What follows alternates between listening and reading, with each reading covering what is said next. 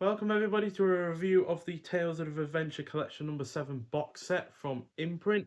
So like I said in my unboxing video, I was going to just review all of these in one go because they are broadly similar. They are obviously titled the same, and yeah, they are all pretty much fantasy adventure films. So yeah, like I said, reviewing all these in one go. So the first of which is from 1924. This is directed by Raoul Walsh, and yeah, two other favourites from him would be the likes of the Roaring Twenties and White Heat. But this is the only film of his that I've seen from his silent era. And yeah, fantasy adventure, like I said, clocked in at 149 minutes long.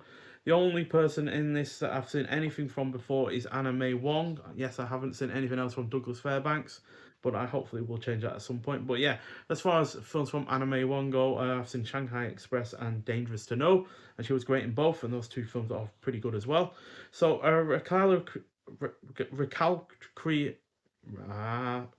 recalcitrant, there we go, thief vies with a duplicitous Mongol ruler for the hand of a beautiful princess. So this is comfortably, like I said, the oldest film I have seen from the director, and also easily the longest silent film I have seen as well. While despite my usually quite low tolerance for the silent format, this was a mostly engaging and enjoyable effort despite its length.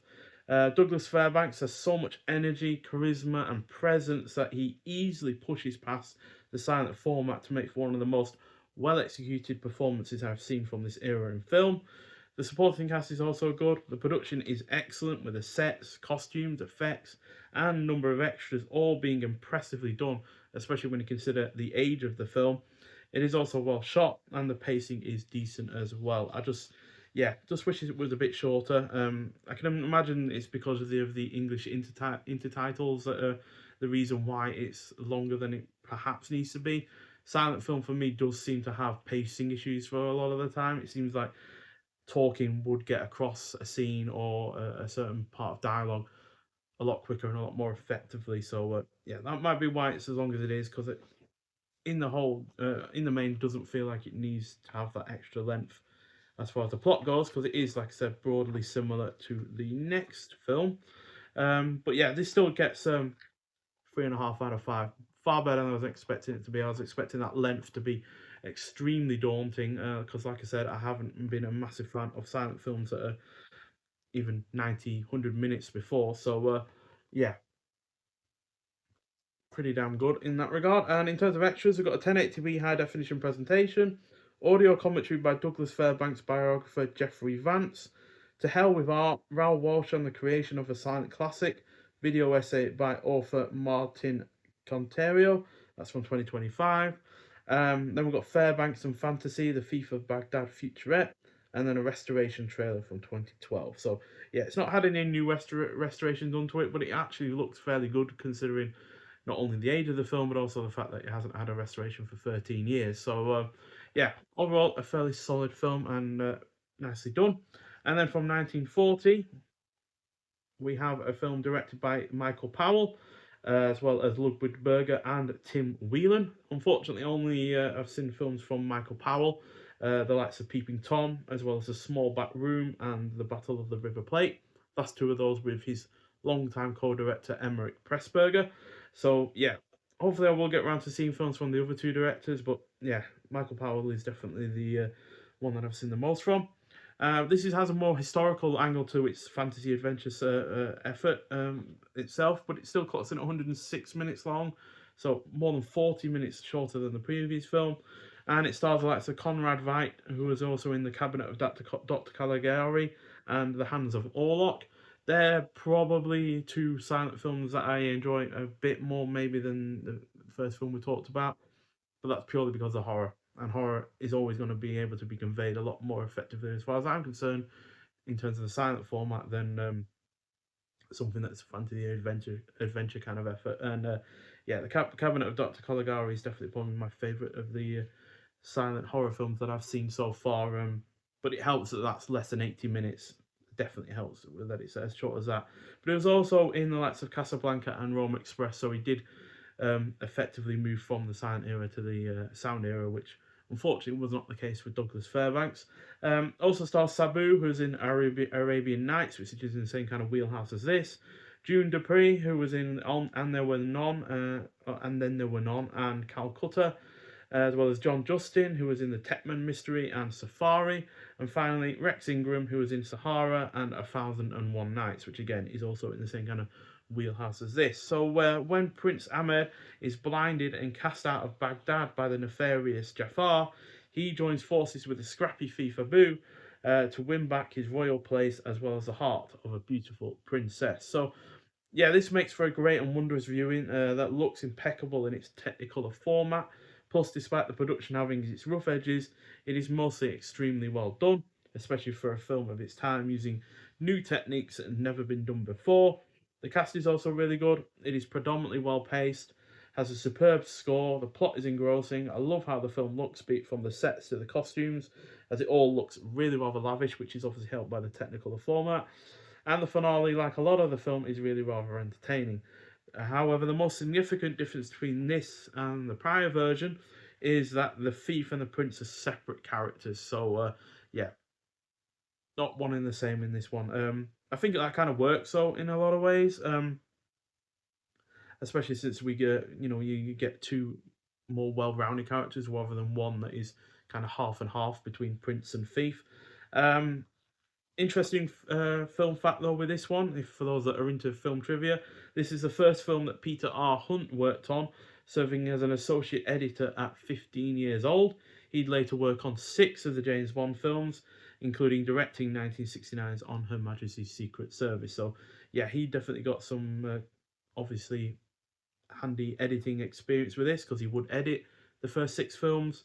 He'd also been a second unit director on a few of those as well, before obviously then going on to direct his only effort in that series as well. So yeah, but the film itself is excellent. It's a 4.5 out of 5, comfortably my favourite of this box set, quite frankly. And yeah, just really, really well done. Absolutely fantastic fantasy film, and easily one of the best of its type from its era.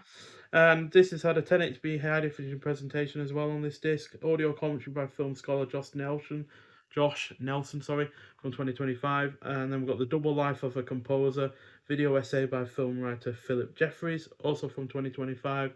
And then we have theatrical trailer as well. So yeah, look forward to diving into any of those extras there.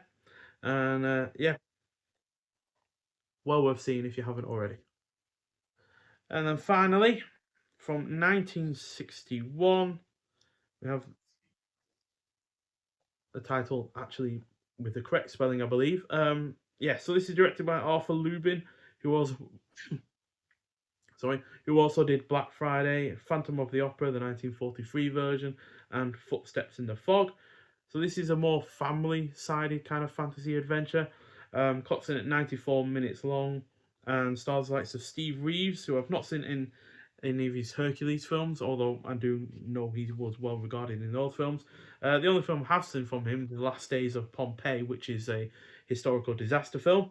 Also stars Arturo Dominici, who was in Black Sunday and Investigation of a Citizen Above Suspicion. So when Karim impersonates the Prince Osman, he steals the heart of Amina, the Sultan's daughter. The real prince, however, intends to get Amina back by giving her a love potion, but his plan backfires and Amina becomes deathly ill. Karim must make it through 7 doors to retrieve the only thing that can save his love, a mystical blue rose. So this is my least favourite of the 3, unfortunately, which is primarily down to the plot feeling quite rushed and any fantasy element only really playing a part in its latter half. So yeah, the plot does feel rushed. Um, as far as I'm aware, we don't find out how our thief knows that Prince Osmond is coming around or anything like that. And yeah, it just feels like it can't wait to get into the more comedic elements of this. That said, Steve Reeves is decent in the lead role. The supporting cast is alright. It is generally engaging, features a couple of laughs, but the comedic element is so broad that it just doesn't really hit as hard as it should.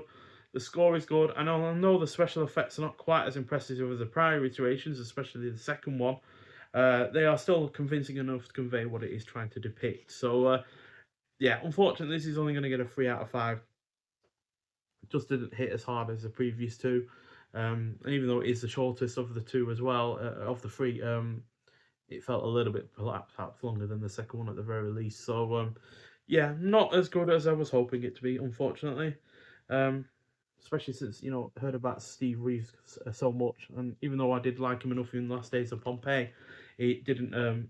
His performance wasn't indicating anything like a starring role. But yeah, just not as good as I was hoping, unfortunately. So yeah, this also had a 1080p high definition presentation. Audio commentary by film historian Adrian Smith from 2025, and then original Hercules, the film legacy of Steve Reeves, video essay by film historian Philippa Berry, also from 2025. So, yeah, I'm going to be interested to see more from Steve Reeves, but if the Hercules films are any worse than this, then I'm not going to be in for a good time, quite frankly. So, yeah, but I have hopes that, that won't be the case. So, yes, fairly obvious what order these films are going to be in terms of my favourites to least favourite. So yeah, definite favourite is the 1940 version, then 1924 version, and finally the 1961 version. So yeah, but overall a solid box set. Quite frankly, I am surprised that it's as good as it is, considering it is three films that are basically drawing from the same kind of source material, the same kind of plot, the same kind of setting, and such, and yet they are quite dissimilar in a lot of ways. Obviously, you have the second film that changes it up a bit and changing the character of the prince by having him no longer be a thief and having that aspect of him be a completely different character. Um, but the first film is really, really good in terms of its conveying of the fantasy adventure kind of aspects, and there is a lot to that, but like the third film, a lot of that fantasy adventure element doesn't come in until the latter half. Um, but it is more effective regardless than the third film in terms of that element, regardless of it coming in the second half or not. So yeah, and at the end of the day, Douglas Fairbanks is so good in the leading role in that first film that he's able to push past the silent film element, and yeah, he's so athletic. He's getting involved in the stunts and such that yeah, he alone is what makes that film as good as it is. It's just a shame that when he isn't on the screen, the film isn't quite as good. But yeah, it's still nonetheless, even when he's not on the screen, has the sets and the costumes and the lavish production overall. So yeah, over the whole, generally surprised how much I enjoyed the silent film version. Because like I said, the length with silent films is generally an issue, and yeah, that can sometimes be an issue when watching a film is the length of it can potentially test your patience. But that was just not the case with that film, like it has been with some other silent films. So, yeah, highly recommend seeing all three of these films if you haven't already. There are more differences to them than you might initially expect. And yeah, the box set is well worth getting as well. Looks pretty good, got decent extras on there as well.